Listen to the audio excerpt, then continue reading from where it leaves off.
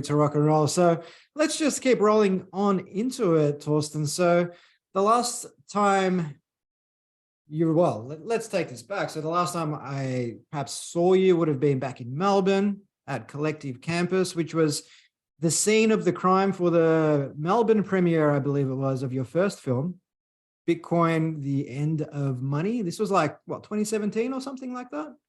No, so it's 2015, July, August. Oh, actually, I don't know when we did the event. Yeah, so that was the like online premiere, but I do remember fondly that little thing that we organized together there. Yeah. Yeah, man, that's time definitely flies. And subsequent to that, you released Cryptopia, which was featured in 30 international film festivals, won 16 awards.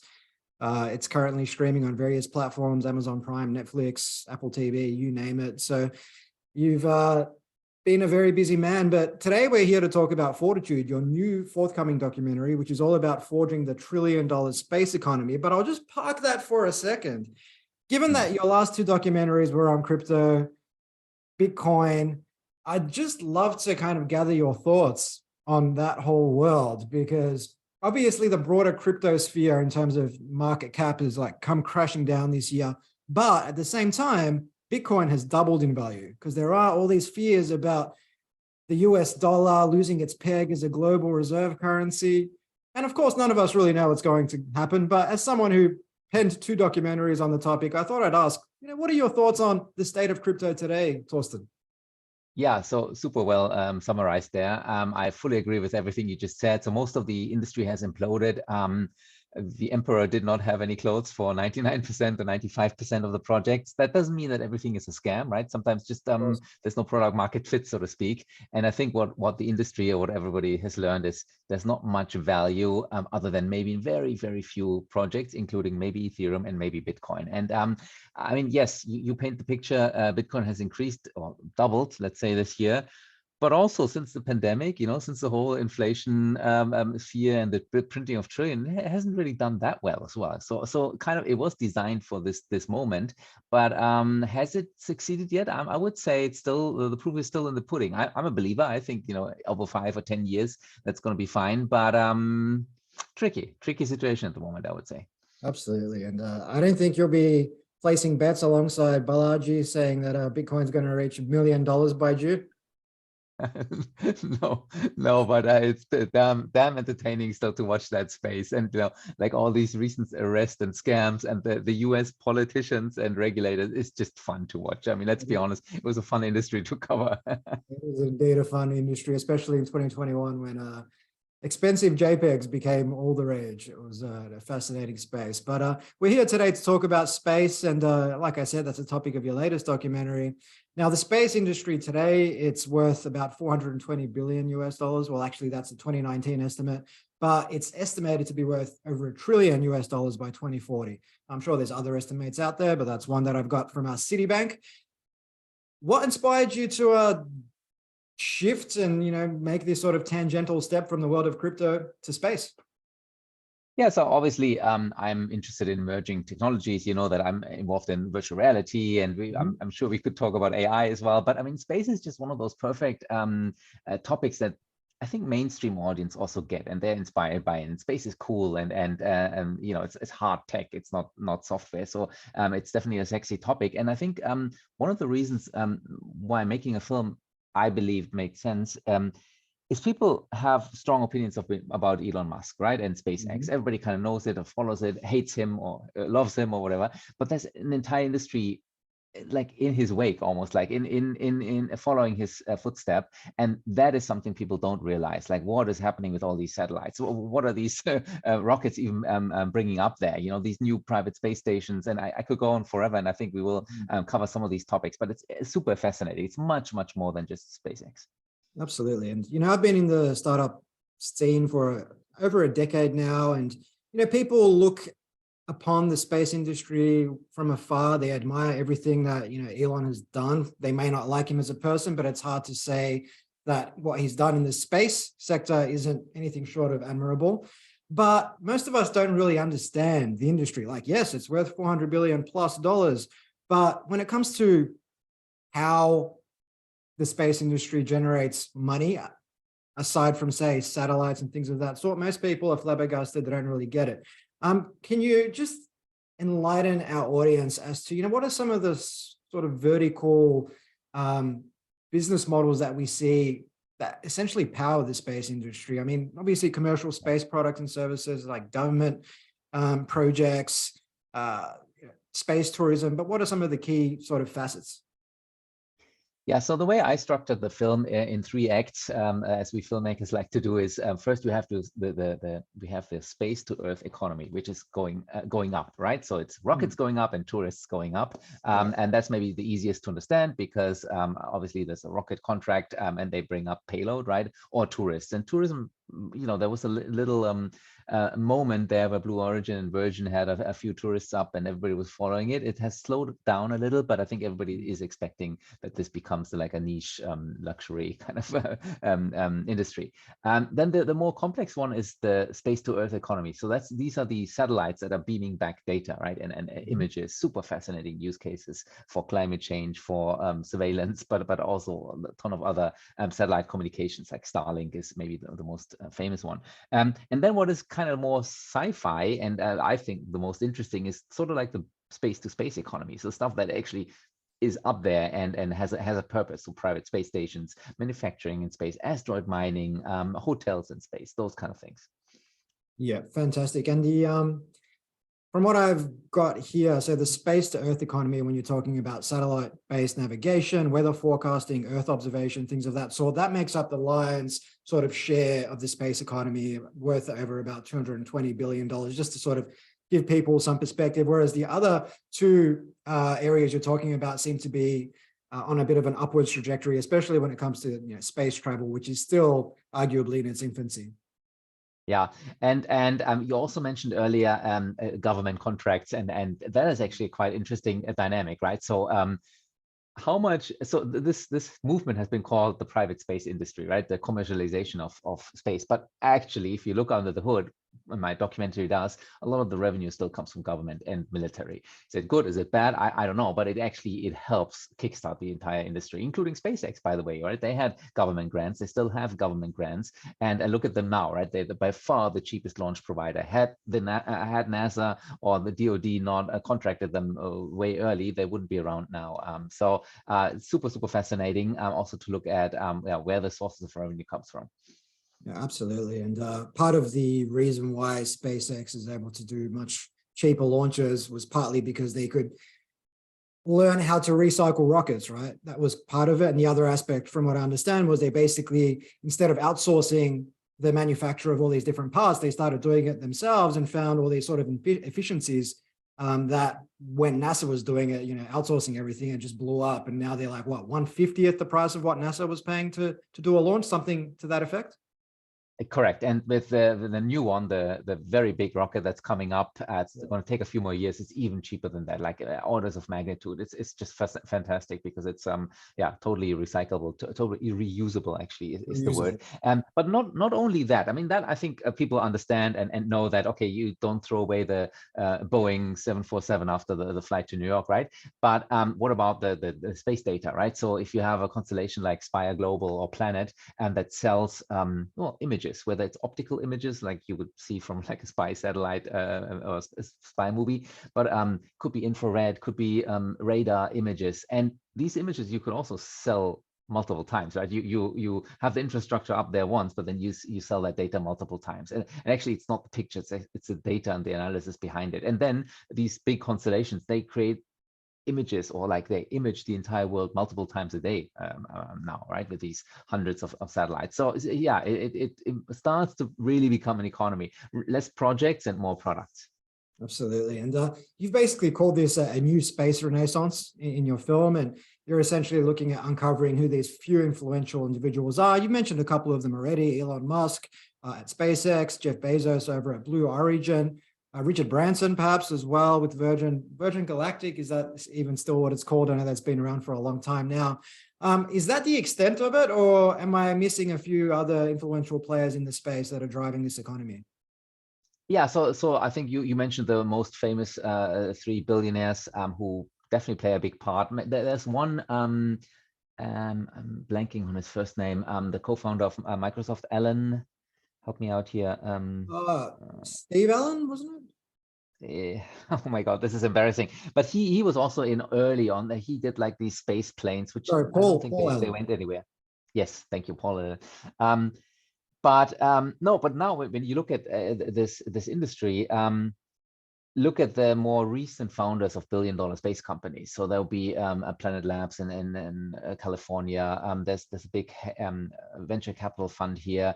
There's the whole group Voyager Space, which is probably worth more than $1 billion, that has a contract to create a private space station.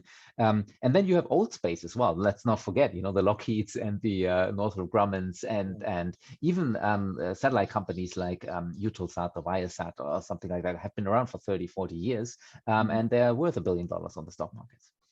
Absolutely. And you have, as you do when you're making a documentary of this type, speaking to a lot of people. So you spoke to the likes of, the world-renowned Neil deGrasse Tyson.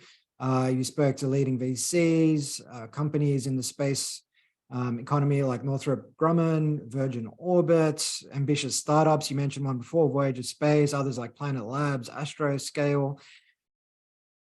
Having spoken to all of these people and distilling it down to your sort of worldview right now, I mean, what are some of the key takeaways you got from speaking to people in the industry about where this is going in the next 5 to 10 years? Yeah. Wow. I mean, first of all, that is really the main challenge of filmmaking, right? I have 80 interviews in 4 continents. I spent 2 years and then I'm trying to condense it down to one film with one cohesive narrative. That is the same with Cryptopia back then.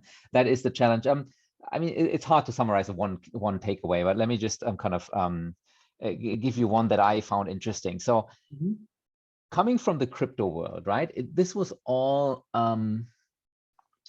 software based, right? I mean, and a lot of vaporware or like big dreams, this could be $1 million, and I'm not making fun of the vision of Ethereum and Bitcoin, which I'm a huge believer in. I'm just, in generally speaking, right? It was about money, it was about software, right? But here in space, it's almost the exact opposites. These guys are literally rocket scientists. They're building hard stuff, right? Like some of these satellites. So the founder of Planet told me that I think they're now with 7 generations.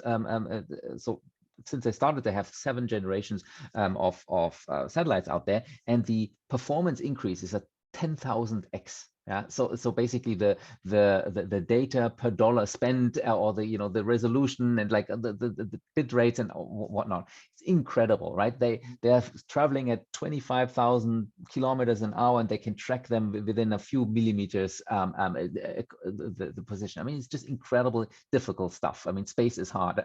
So that would be one takeaway. It's really impressive. Even the astronauts, right? We have a piece about the new generation of diverse astronauts, and talking to some of these ladies. I mean, they had 7 degrees, and I'm like sitting there. I think I'm underqualified here. It's amazing. It really is. Yeah, absolutely. And earlier in the conversation, you did mention government grants and how NASA was a key provider of grants to, say, SpaceX and government contracts, which have spearheaded the space economy, similar to, say, the early days of venture capital, military contracts, things of that sort, which spearheaded, the internet and, the world of technology as we know it today. But at the same time, that's raised a lot of eyebrows. There's been a lot of controversy around, well, why are these billionaire tech moguls getting handouts from the government? What are some of the key concerns in that space, and what are your thoughts on government intervention? Yeah. And I asked these tough questions to NASA, the deputy director of exactly that program. And look, at the end of the day, she's absolutely right by saying we operated the International Space Station for, I don't know, 25 years, and just look at the operating costs. Or yes, we have our own rockets, but just look at the cost per kilogram payload and then compare it to the private sector. It's like no comparison, right? And that's what private business does. So the government comes first. They do the big projects. NASA still, in terms of space exploration, nobody can compete with them. But once you do it for 20 years, then there's maybe the opening for private enterprise to come in. And private enterprise can't come in without a little bit of incentive, because obviously there's no moon economy, there's no Mars economy yet, but there's an economy in the geo and LEO orbits, because commercial players are starting to play around with it.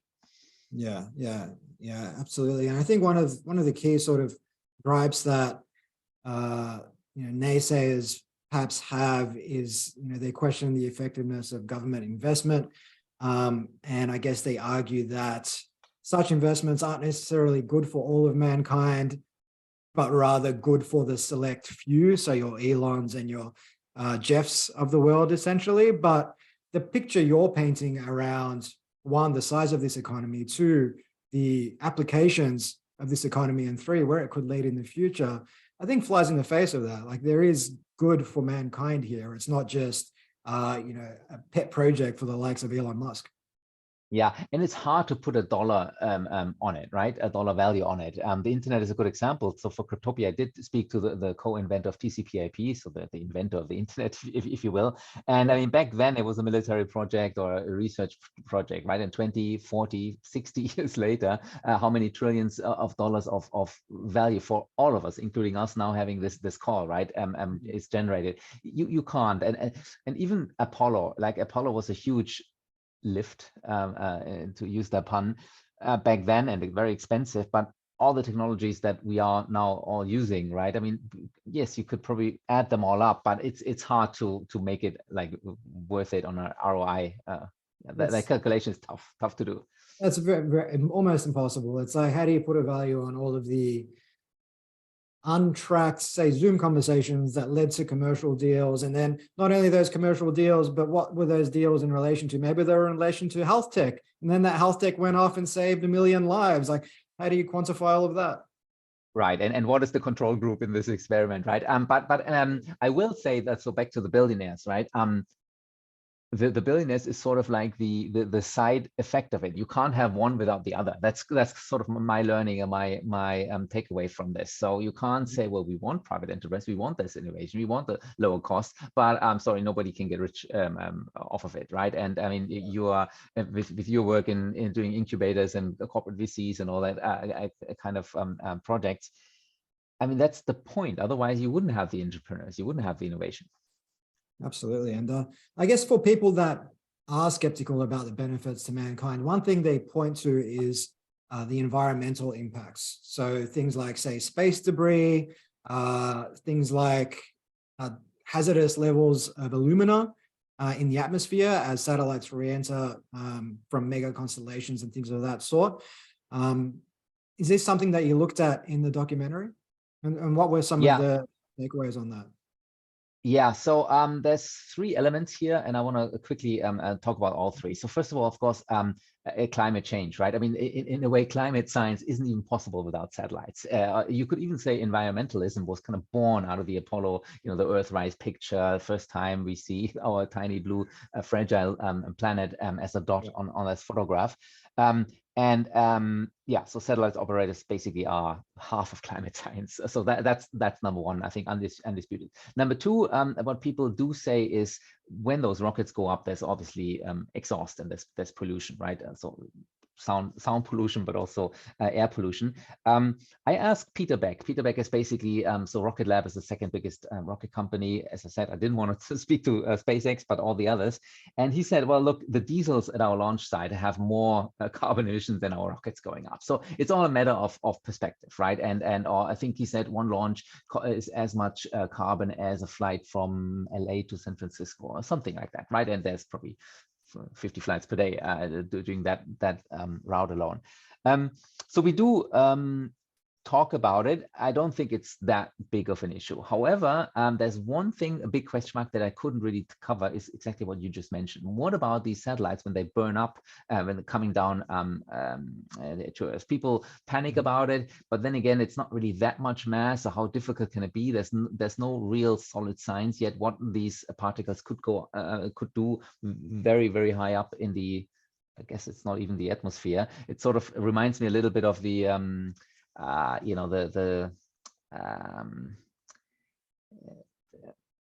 the ozone layer, right? That kind of discussion, but we didn't have enough facts to really cover it. I think that those facts aren't really around yet. Okay. So earlier in the conversation, Torsten, you mentioned that SpaceX is working on a bigger, rocket. Were you referring to the Starship? Yeah. Yep. Okay, so the Starship did I guess their first launch. That was about a week ago now. Of course, it famously exploded. However, that was something that the media chose to focus on at the expense of focusing on the objective of the launch, which was really just to clear the launch pad. And for all intents and purposes, the launch was a success.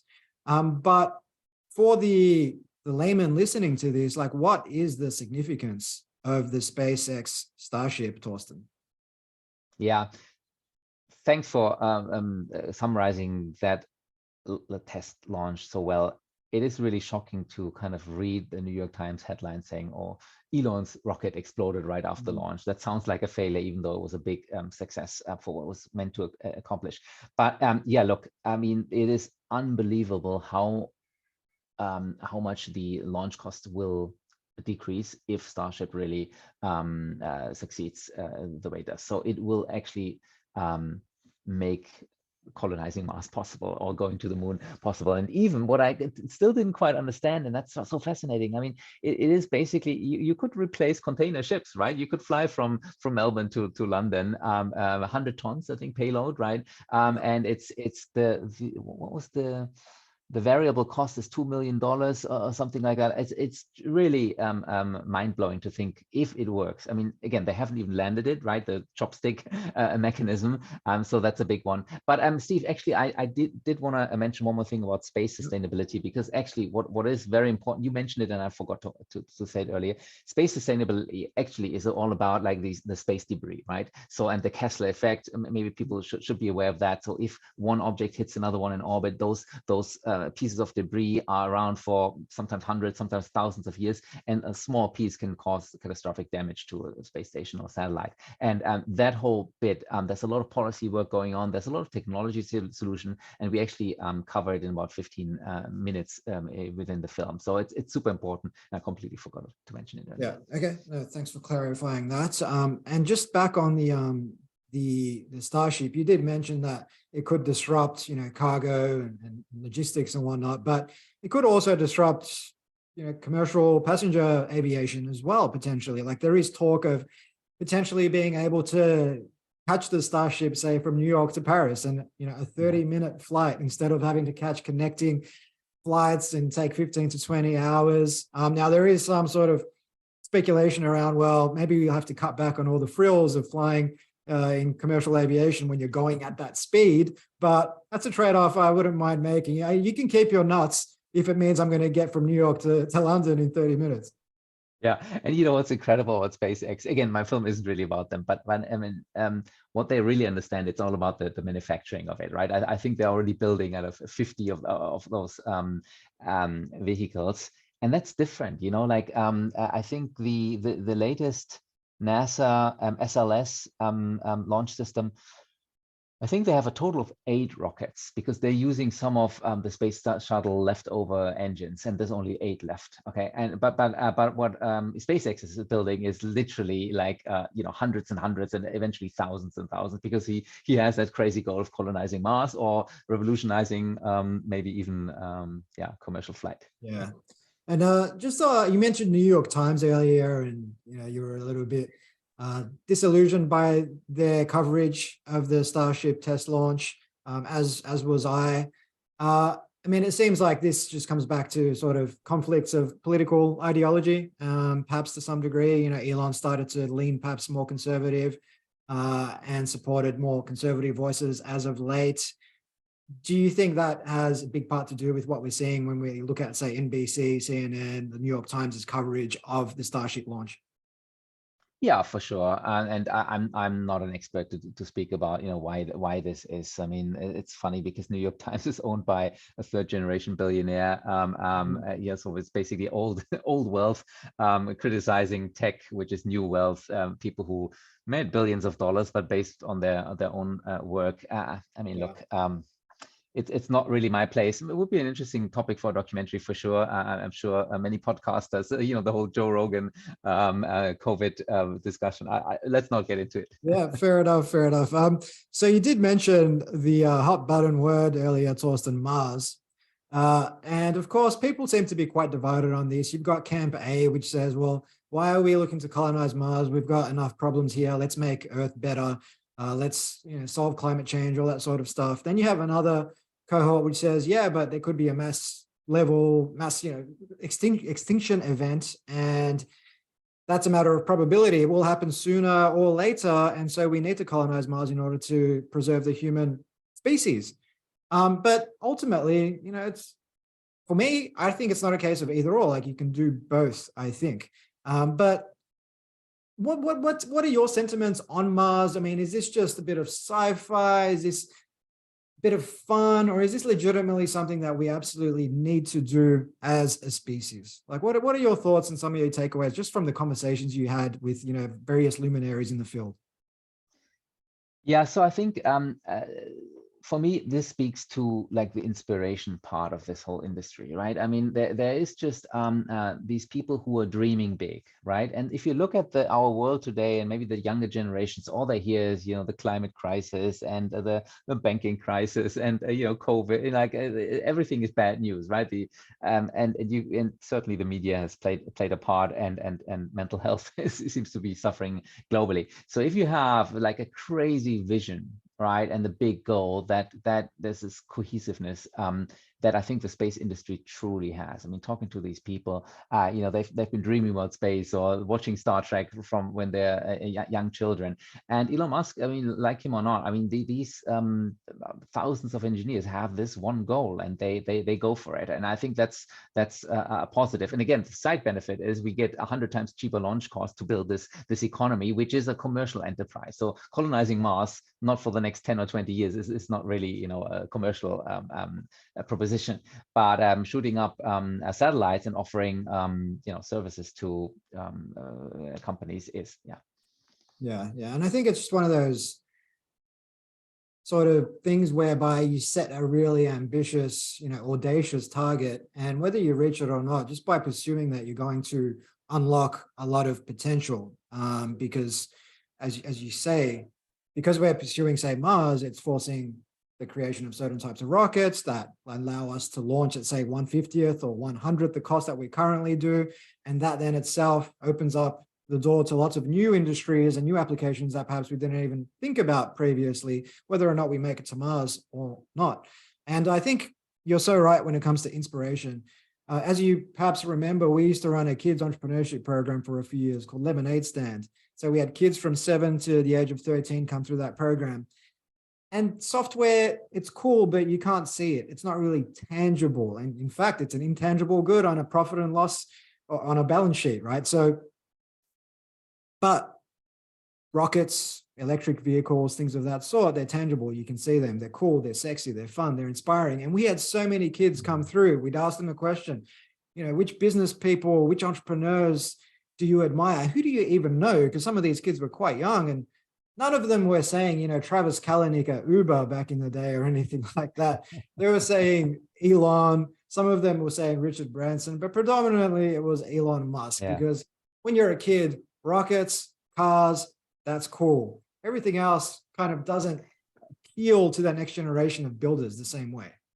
Yeah, and can I say something else on that? So the whole climate crisis and movement, which is encouraging to see so many young people passionate about a thing, right? But I think there's a big difference between shutting down highways and stop oil and we're all gonna die, and oh, let's work on climate tech, and let's make green energy, let's work on fusion, let's work on all these crazy futuristic ideas. So that's the builder mentality. And yeah, I'm glad to hear. I did remember your lemonade stand. You mentioned it in the past. It's very inspiring. Yeah, for sure. Yeah. Did you at all speak to anyone from the Orbital Assembly Corp, who are building the Voyager station, which is apparently a luxury space hotel? Yes. Okay, those guys. Yeah, we did cover a little bit of this space tourism. So Hilton signed a deal with Voyager Space, which is one of those companies. Axiom is another one of these space stations we talked to. Look, that's the thing. There's like hundreds and hundreds of companies and projects. It's sometimes hard to say, okay, who's serious, who has the funding. I mean, there's a lot of money in this space. So for me, it wasn't really about how many I speak to, but how broad a brush can I stroke? So to cover the entire industry. And we also had a few interviews in Australia, and you know, there's even an emerging space ecosystem in Australia that you might be more familiar with than I am. Fleet Space is one of them, those companies that keeps being mentioned. Yeah. Yeah, I think that Queensland's kind of become, I believe, our sort of Texas in a way when it comes to the space industry. I think the Queensland space economy is worth about $3 billion US, which is just north of 1% of the, actually just shy of 1% of the global space economy, but it is fast growing, and I think there are a lot of government incentives in the space to rally it. Yeah. And I think maybe for the listeners, when we talk about this economy, let's maybe also make clear. So this is not only stuff that happens in space or on the rocket side. This is also building those satellites, testing those satellites, the ground station, right? Australia famously, because of the geography, has always had a big part to play in the global space economy, because you know the signals need to come down and be processed. So all these jobs, and these are high-paying STEM, high value-adding jobs. And that's why people are excited about it. So the UK head of the UK space agencies in the film, we have like a Singaporean accelerator, space accelerator. I don't know how many, I think 2,000 jobs in Singapore alone. So it is a thing. Yeah, it is a thing to take seriously. And then you have all these other countries starting to join the race, right? They would never have the opportunity earlier to launch a rocket or a space station, but now they can be a renter in one of those space stations that are coming up. Now they can, pay for a little payload, a CubeSat, and have the experiments up in space. And in Australia, so we have this group of high school students who literally send a science experiment up to the space station, and they look at the yogurt samples that came back. I mean, that's really a tangible thing. It's not sci-fi; it's actually happening. Yeah, and I think it was probably about 15 years ago now, if not longer, where Peter Diamandis ran the X Prize to, basically a global challenge around private space flight or private, private launches to get rockets to sub-orbit, I believe. And I think those types of challenges, whether it's accelerators, things of that sort, are fundamental to getting this space off the ground, particularly at that sort of early stage startup level. But from the conversations you've had, like for founders, startups, whether they're in Australia or abroad listening to this, I mean, are there any obvious opportunities or problems that need to be solved that became apparent during the filming of this documentary? Like, what are some of the key sort of challenges that companies in this space are facing? Yeah, I keep wanting to go back to the space sustainability bit. That's the biggest challenge, both for lawyers and regulators, but also for technology companies. And there's some interesting, I mean, they are literally already refueling satellites in geo orbit, and they're doing it in LEO orbit soon. So low Earth orbit is a couple hundred kilometers. Geo is way further, I think 25,000 kilometers out, or miles. So that would be, like, I think, the one of the main challenges. And you just mentioned the X Prize, and we have the X Prize, and Miss Ansari, who funded it, who was a space tourist herself, in the film. They are actually working on a potential new X Prize about space debris and space removal, or space debris removal. So yeah, super sci-fi stuff. And then because you mentioned Peter Diamandis, what people don't remember, he also had an asteroid mining company, which failed.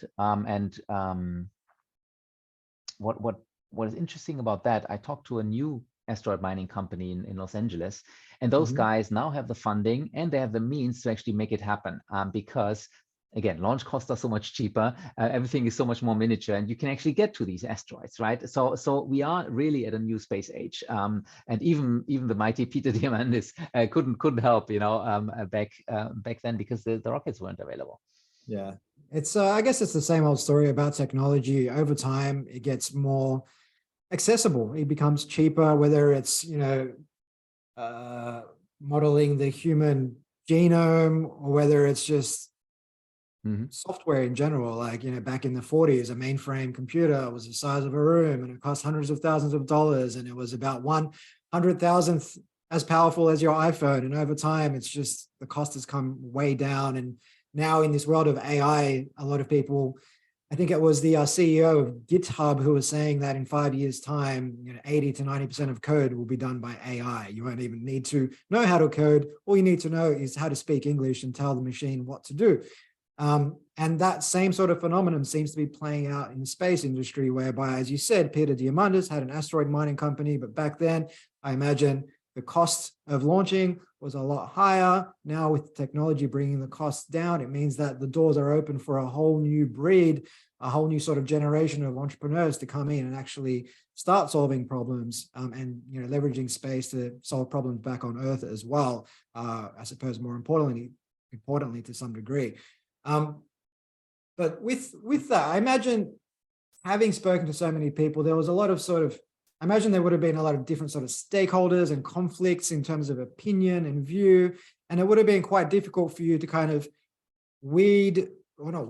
kind of wield this narrative, and balance the perspectives of different people in the industry. Would love to understand how you went about doing that. Again, you speak of the famous challenges for the filmmaker, and going in and so let me start differently. So my films have been doing quite well on broadcast. So I have like a TV sales agent. It's also my background. So I know how to get the films out to global audiences. And my TV sales agents and other experts in the field, they keep asking me, what's the drama? Who's the bad guy? Who's the good guy? What is, old space versus new space? Let's do something there, right? And so I'm going in with that kind of look and finding the drama. But you know what? I have to be honest to myself first and foremost, but also honest to the audience.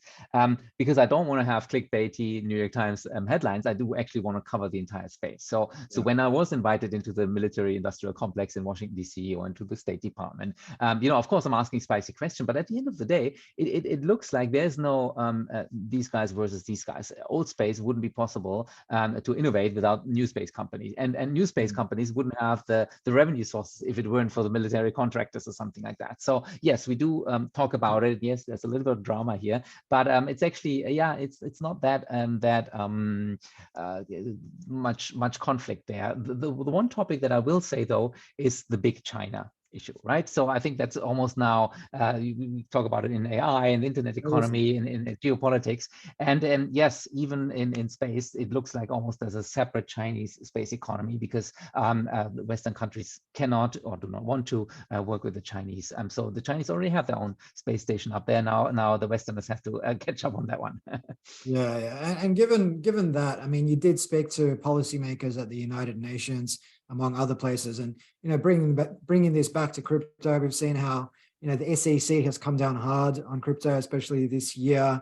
Elizabeth Warren has come down hard on crypto. She's been against it for a long while, but Coinbase's Brian Armstrong has basically suggested that they might leave the US altogether because of this really strict regulation against crypto. But what does that sort of space of policymaking look like in this economy, the space economy? I mean, is it prohibitive at the moment, or given the threat from China, is it quite liberal in the sense that it's empowering entrepreneurs to do as much as they can without having to, navigate too many regulatory guardrails? Yeah, I think it's a complete opposite almost of crypto, because space has always been like in the national